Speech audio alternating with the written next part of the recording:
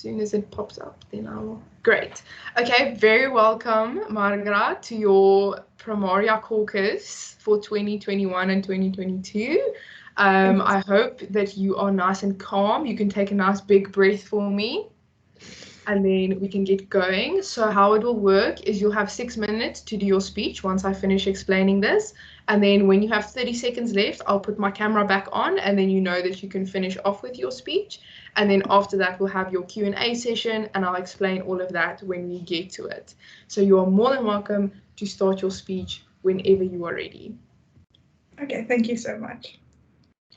I've truly looked forward to this opportunity to share what I bring to the table and have to offer in the capacity of Primaria for the term 2021-2022. When I think about people conversating about important decisions, my mind instantly goes to a golf course. Aristia, I want to invite you to a game of golf.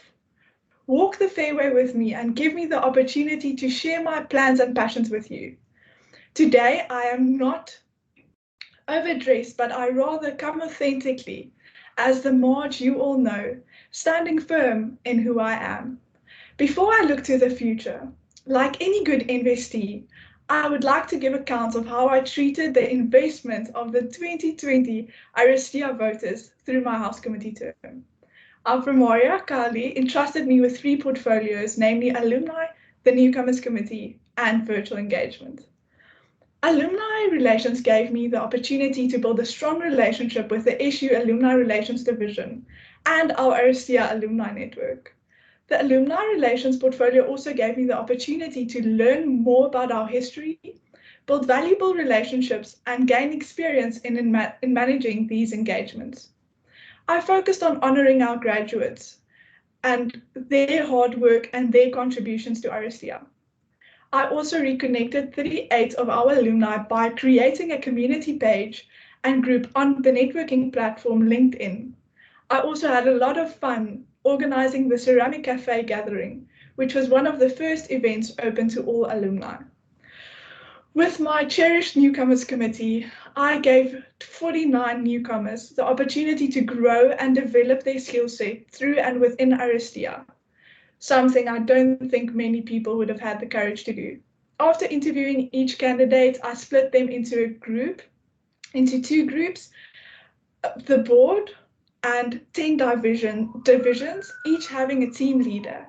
I then invited them and our House Committee to join me for our annual general meeting at Middelvlei, where we discussed the history of Aristia, did valuable role plays, and each division determined their strategic objectives, job description, and goals. The purpose of this committee was to give them practical experience, build capacity within them, and create continuity within our future leadership. I must say our Thursday meetings have truly been a highlight of my year thus far. Virtual engagement is my baby, one portfolio that I really loved. I wanted our brand to be so distinct that when someone opened our Instagram, it would take someone less than 10 split seconds to recognize. This is Aristia information. This is important. I had a lot of fun implementing our new brand, and I believe that the frequency of my posting, the amount of effort I went through by coming up with community-based initiatives truly reflects the leader I am and the leader I'm going to be. As we transition into a new leadership structure, change is inevitable. You are in the process of determining whose leadership ability you trust and what vision you want to partner with. I'm the first to admit that there's always room for improvement, Carly will know, but that room wouldn't have existed if it wasn't for the honest hard work of those who walked before us. I honor every Ari who has contributed to the foundation we work on today, and I look forward to the bright future that lies ahead for Aristia. I truly believe that Aristia should be a vehicle that keeps our members safe, drives them to grow, and gives them a sense of belonging throughout their transformative student experience. The vision I have for Aristia, and I brought this to the table as well in this HE term, is to be a space where people build relationships, connections, and get supported by creating a community where everybody feels seen, valued, and welcome. I want to ensure that we embrace our members for who they are, not who we think they should be, and guiding them to grow into the women of mind and heart we know they can become. Embracing is an act of accepting someone willingly and enthusiastically, and this is a principle that I apply personally as well. To guide is to direct and influence the behavior and development of those around you. Value is considering someone to be of importance, beneficial, and for someone to be cherished. This vision will only become a reality if we truly value the development of the people around us. Those who we know and who know me will testify that I'm genuine beyond doubt. I act authentically and I am original. True leaders are hardworking, set the examples, and they do not hold their followers back. Those who know me will know that I took my HE term to give other people the opportunity to run past me. I shared my power and I cheered them on and celebrated their success. Throughout my HE term, I invited many to share in my resources, and select few took me up on that offer. But I have seen Aries with passion and perseverance, with a hardworking nature develop because of it. In my personal capacity, I have 3 main objectives I want to work towards. I want to push for personal touch leadership, pioneer a structured leadership development program, and ensure Aristia is the first women community on campus with an up and running alumni forum, an AHS, the Aristia Honorary Society. Voting for me would be like selecting a wood golf club, the strongest golf club, because I am willing to go the distance. All you have to do is trust in your ability to hit the ball in the right direction. As I now walk off the fairway with my head held high, and I enter into the clubhouse to further conversate with my caucus committee, I would like to thank you for your time. Thank you, Marge. I really enjoyed your speech. We will be moving into our Q&A session now.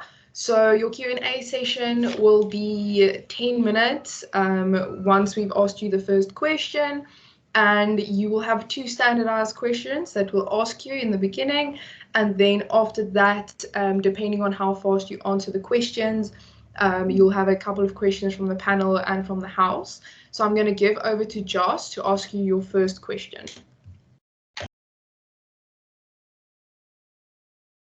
Good evening, Marge. It is lovely to have you here with us, and really excited to be heading into this Q&A now. I have a first question for you, which is one of these standardized questions.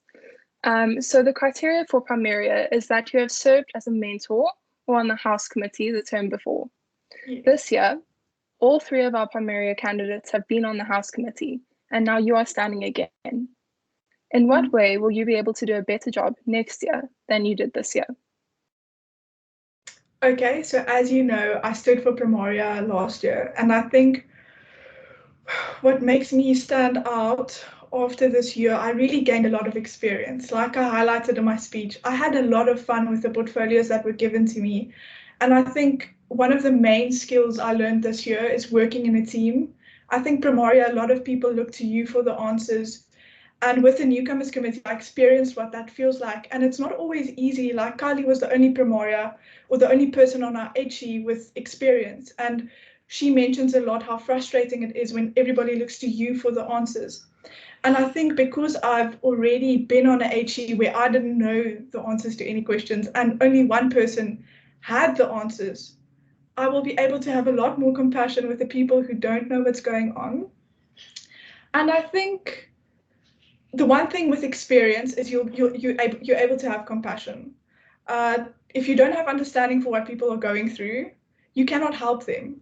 Social media enabled me to interact with various different portfolios, and I think I've got a broad understanding of what each portfolio entails and what their roles and responsibilities are.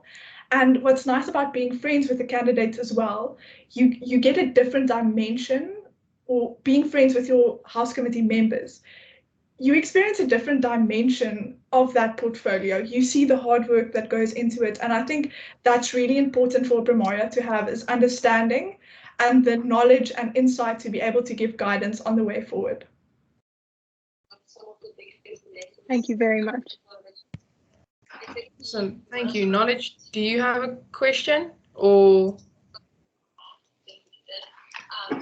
No, I don't have a question, sorry. Okay. I will ask you your next question then, Marge. This is also a question that we ask to all the candidates, and that is, do you associate more with being a thought leader or a transformational leader, and why? I think thought leadership would be the closest to the type of leader I am. Although I must be honest, I don't know whether this contradicts the question, but I definitely believe I'm a visionary leader more than both of them, because I think it correlates with thought leadership, but I set my mind to a image, or I take feedback from a group and then I align my mind accordingly. I think one of my big strengths that I bring to the table this year is my way of thinking, and my ability to kind of take what the team wants and constructing that into one vision and taking people to that accordingly. But I would, because thought leadership is the closest to visionary leadership, I would select thought leadership. Awesome. Thank you very much, Marge. Does anyone else on the panel have a question for Marge? Otherwise, okay, Josh, you have a question, then I'll ask after you. Marge, you did mention in your speech and elaborated a little bit on your leadership development that you'd like to take forward into the next term should you be elected as Primaria. And I was wondering, please may you expand a little bit more on the details of this for us. Thank you.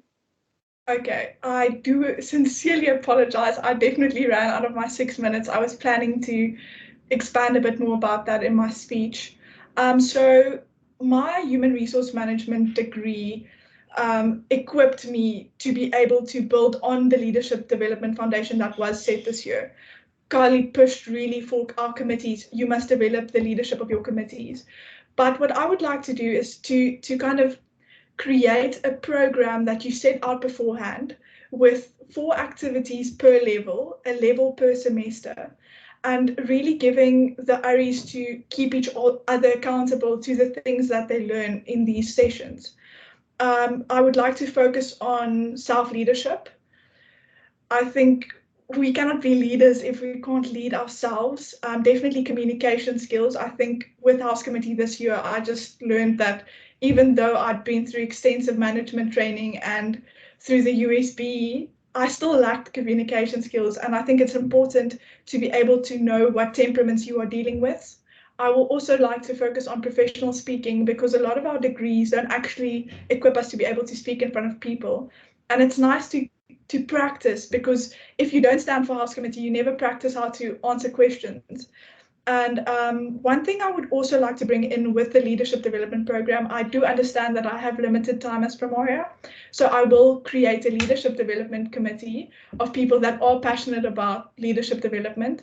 And I will not only bring them in to help me pioneer this program, but I will also use them as a board that the House committees who spearhead or are chairpersons of committees bring their leadership initiatives to the committee, that the leadership development can be more in-depth and properly planned ahead, and not just a last-minute attempt at a box to tick, if that makes any sense. Yes, thank you very, very much. Thank you, Marge. I have a question for you, and then if we are nice and concise, we might be able to fit one more in after this one. So my question is, you spoke a lot about acceptance in your speech. Now, obviously being on House Committee, you know our Constitution. What's your opinion on the fact that the Constitution makes use of gender normative pronouns, and how would you how do you think that impacts our strive towards inclusivity in Aristia? I have a big problem with that.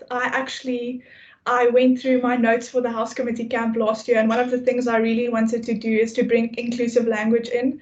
And one thing I did with social media this year is every time before I made a post about someone, I clarified their pronouns beforehand.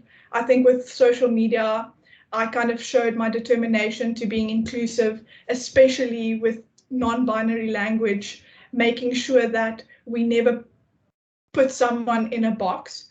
I'm very passionate about individuality, and I actually think the fact that our constitution is not non-binary contradicts our value system, and that's definitely something I will set out to do, along with rebranding the constitution, but we weren't allowed to do that this year. Okay, thank you, Marge. Do we have one more question from the panel? Anyone? Yes, Pakar, go for it. So can I ask? Okay, Knowledge can go. Yeah, I think Knowledge has one as well. Knowledge, you can go. What made you think, let's say for example, they tell you that you cannot change your constitution in the next coming year. What would you do to ensure that the changes you want to see they actually happen in Supreme? Irrespective of I as a coordinator or the Center of Student Community saying to you, you cannot change the constitution, what would you do to ensure that the interests of all RE girls have been actually adhered to and entertained? Okay, Knowledge, I just quickly want to highlight something. We don't refer to our REs as RE girls. We typically use as RSTR members or special humans. So I just want to correct you. I don't want anyone listening to the caucus to hear that. I must tell you, Knowledge, I don't typically, I'm very open-minded and I allow people space, but on this matter, I will be quite persistent, especially because the SRC has started the BU initiative.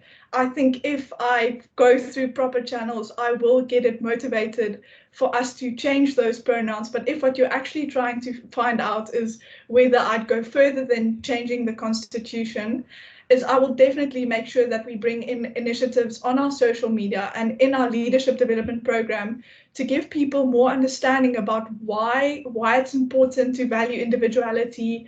I think in a personal capacity, I always motivated my newcomers if they displayed a weird quirk.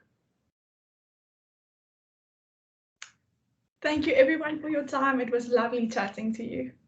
Thank you, Marge. As always, it was really nice talking to you. You had a fantastic caucus. So all the best forward. Enjoy the rest of your evening. And you did great, so you can go relax now. Thank you very much. Same to you. Good luck. Bye.